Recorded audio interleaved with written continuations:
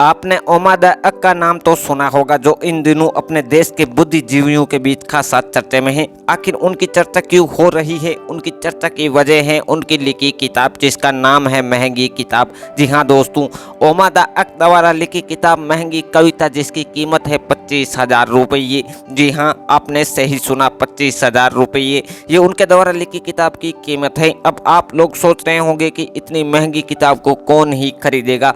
ये तो जाहिर सी बात है कि आम आदमी तो इसकी कीमत सुनकर ही हिल जाएगा, लेकिन ये किताब बड़े लोगों के लिए है। इतनी महंगी किताब को लिखने वाला कवि भी कोई आम कवि नहीं है। जी हाँ दोस्तों, ओमादा अक जिन्होंने बहुत सी किताबें लिखी हैं, इनकी सोच बचपन से ही आध्यात्मिक और क्रांतिकारी रही है। इन्होंने अपने जीवन में हजारों कविताएं, सैकड़ों लेख और कुछ कहानियां और नाटक भी लिख चुके हैं। हिंदी और उर्दू में उनकी लिखी अनेक रचनाएं हैं, जिनमें से कुछ देश विदेश की नामी फेमस पत्रिकाओं में भी छप चुकी हैं।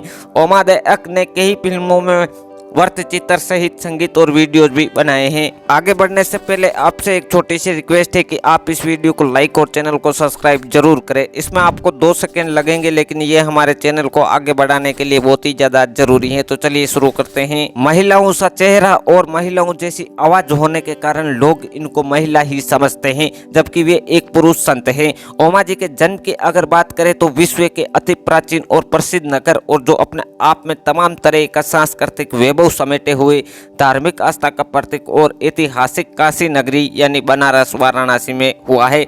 वही काशी, वही बनारस जो साहित्य, संगीत और कला के साथ साथ धर्म, ज्ञान और दर्शन की एकमात्र सर्वश्रेष्ठ भूमि है, जो भगवान शिव के त्रिशूल पर बसा है। हमारी तरह ओमा जी का मैकाले शिक्षा पद्धति से पढ़ाई नहीं हुई है।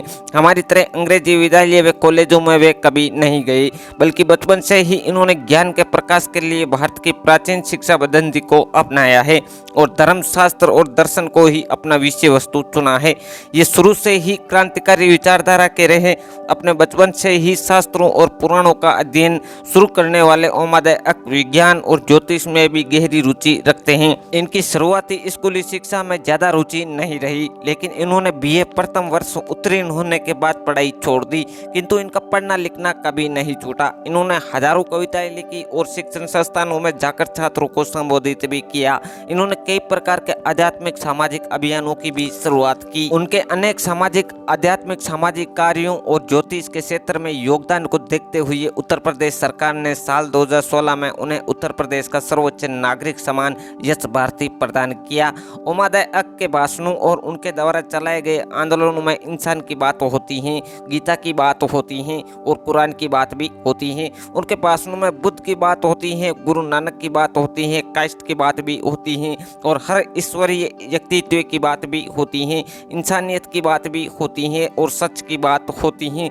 ओमादा अक द्वारा चलाए गए आंदोलनों से निकलने वाला हर संदेश मानवता का संदेश है और वे भारत का संदेश भी है।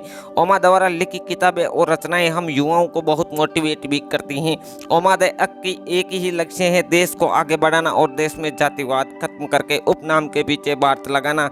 उनके द्वारा चलाए गए आंदोलन अब धीरे धीरे आकार ले रहे हैं और उनके द्वारा दिए गए भाषणों से काफी लोग प्रेरित भी हो रहे हैं। धन्यवाद।